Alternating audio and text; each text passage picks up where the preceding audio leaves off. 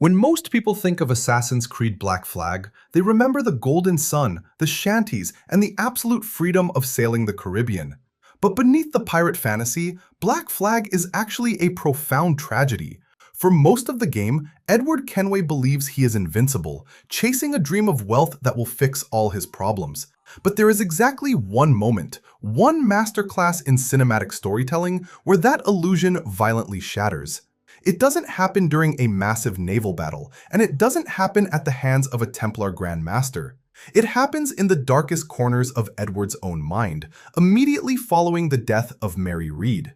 Today, we are breaking down the single most devastating cutscene in the franchise and analyzing the exact visual and narrative mechanics of how Edward Kenway finally broke. To understand the weight of this scene, we have to look at the pacing leading up to it. Edward has just lost Mary Read, the one person who consistently saw the good in him, even when he didn't. He escapes the prison, but he leaves a piece of his soul behind. The game then forces the player into a sequence of sheer helplessness. Edward is entirely consumed by grief and alcohol. The visual storytelling here is incredible. The camera violently sways, the edges of the screen blur, and the audio gets incredibly muffled. The game strips away your control, trapping you in a hallucinatory nightmare that forces Edward to finally confront the reality of his choices. He is no longer the swashbuckling captain of the Jackdaw. He is a pathetic, broken man drowning at the bottom of a bottle. Then, the hallucination truly begins. The cutscene is a psychological meat grinder. Bartholomew Roberts, the man who betrayed him, manifests as a manifestation of Edward's own self-loathing. But it's the environment shifting that tells the real story. The tavern morphs into a surreal, nightmarish theater of Edward's past. Every person he dragged down into the abyss appears before him.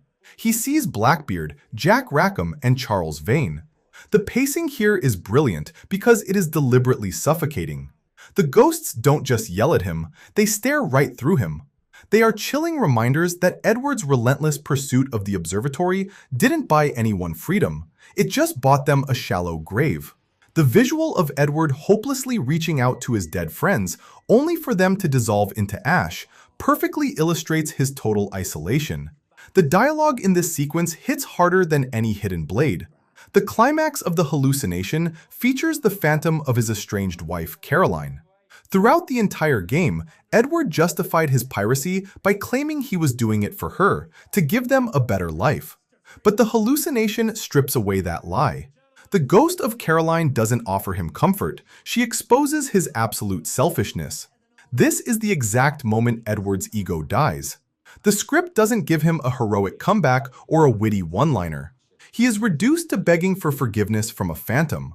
The sheer exhaustion in his voice actor's performance sells the reality that the golden age of piracy is over, and Edward is the only one left standing, entirely alone, buried under the weight of his own gold.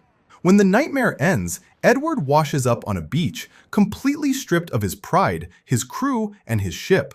And who is standing there to pick up the pieces? Atabai, the assassin mentor. This cinematic transition from the dark, chaotic nightmare of the tavern to the bright, quiet stillness of the beach symbolizes Edward's rebirth. He takes the robes not for glory, but as an act of desperate penance. The man who went to sleep in that tavern was a pirate. The man who woke up on the beach was an assassin. If you want to see more cinematic breakdowns, let me know which cutscene we should analyze next in the comments. Drop a like, hit subscribe to support the channel, and I'll see you in the next one.